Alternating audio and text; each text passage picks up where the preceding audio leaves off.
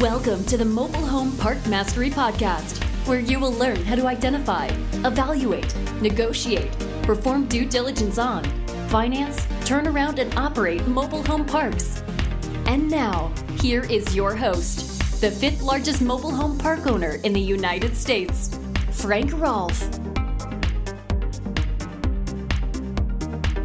Webster's dictionary defines luck as success or failure apparently brought by chance rather than through one's actions. This is Frank Rolfe, the Mobile Home Park Mastery Podcast. Let's talk about luck, because I hear people all the time who lament the fact they're just not lucky, or this person is luckier than they are, and that somehow luck is the driving force to winning, and luck is the driving force to successfully buying a mobile home park and turning it around. Well, I've been in the business now for 30 years, and I've seen a lot of people who claim they were lucky go bad, and people who claim they had no luck that did very well. Here are my thoughts on luck regarding mobile home parks. There's an old Asian parable of a farmer, and the farmer wants to buy a horse for the farm. So he goes to the trading market where you trade things to get animals and crops and household items, and he trades a whole lot of his cherished possessions to buy this horse.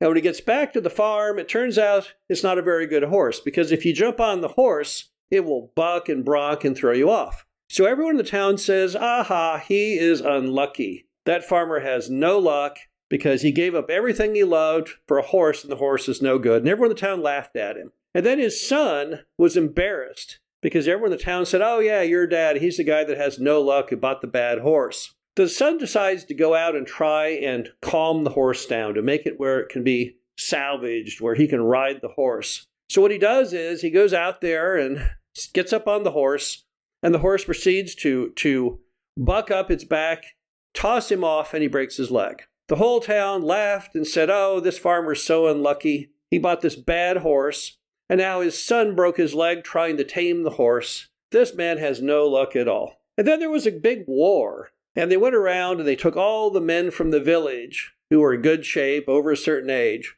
and every one of the farmer's son's contemporaries were taken off to war to be in the army. But the farmer's son couldn't go because his leg was broken. And as you're going to guess, everyone in the village, all the men who went off to war, they all died in battle. So the farmer's son was the only man left in the village, in his age group. And it then brings forth the question, okay, then was the farmer lucky or were they not lucky? I think we would all say, well, the whole town was wrong. That farmer, he wasn't unlucky. He, in fact, was very, very lucky. And the problem is you don't really know if you were lucky or not lucky until you're dead. So you can't really obsess about it, because none of us know in our daily lives, when things go bad, things go good, what the sum of it will be until the very end of the movie.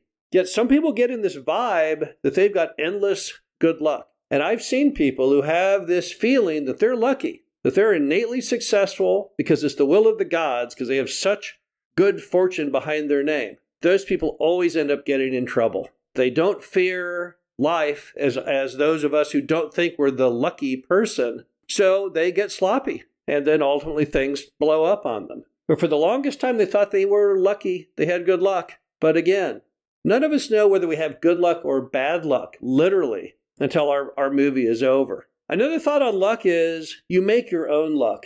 It was Benjamin Franklin who said that diligence is the mother of good fortune. It's a shame that Ben Franklin was not in the mobile home park business. He would have been phenomenal at it, because he's totally correct.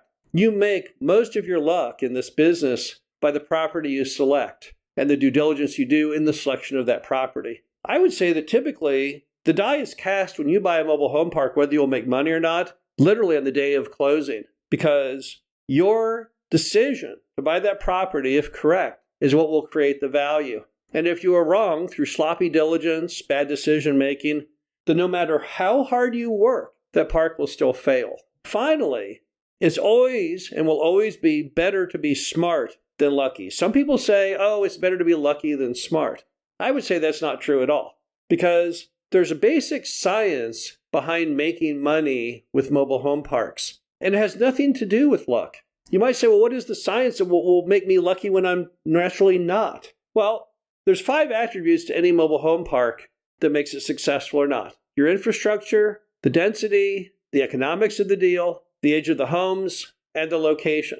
There's no luck in any of those. You don't do the diligence on 4 out of the 5, and on the 5th you roll a dice to see which location you got, whether you're in a good school district or a terrible area. No, it's all complete science. And in the Army, they say hope is not a method. And yet when you deal in luck, when people think, oh yeah, I'm just going to buy this because I'm feeling kind of lucky, that's what they're doing. They're escaping science, and instead they're relying on something else. And that's never proven successful in battle, and it's never proven to be successful in business. You've got to understand the science. You have to apply the science. And it's intellectual. It's not just luck. If you look at Sam Zell's musings on the mobile home park industry, the late Sam Zell, died a few years ago, wrote a great book called Am I Being Too Subtle? You will notice that nowhere in that entire book, where he is going back through his life of being the largest real estate owner of all time in 3 categories, office buildings, apartments, and mobile home parks, never did he ever have any thoughts on luck, because he knew that it was not luck that allowed him to grow the largest in 3 sectors, and it was not luck that allowed him to survive through all the various recessions and depressions, which was his hallmark. That's why they called him the grave dancer. He seemingly was the only guy in the room who knew when to get in and out of a deal before everyone else figured it out, and by then it was too late. He has no chapter in the entire book on luck. I don't think there's a mention of the word luck in the entire book. Instead, it's all about risk and mitigating risk and doing good due diligence. Those are the key factors. It isn't about how you're feeling that day or what your horoscope said. So many Americans get into this mindset that all of our lives are already precast on these goofy things like a horoscope. They say, aha, well, I'm an Aries, or I'm a Taurus, or I'm a Libra, and therefore I've got good luck today, or good luck this month. Doing well in mobile home parks has nothing to do with luck. It has everything to do with good common sense and applying a lot of science to what you're doing, what you're buying, what you're operating, and not leaving anything to raw chance. In fact, if I had the choice between both, if I could say I have myself a big old vial of luck here, or instead I have a big old container filled with understanding the science and applying it, I'm going to go with the science. Because luck is often fleeting. You ever notice people who say, oh, I'm super duper lucky, and then they go to Vegas on their big lucky streak and they end up losing everything?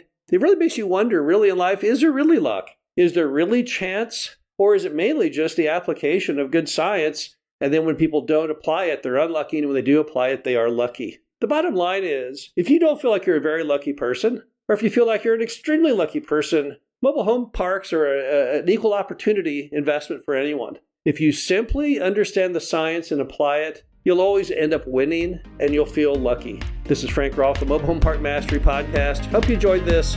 Talk to you again soon. Thank you for listening to the Mobile Home Park Mastery Podcast.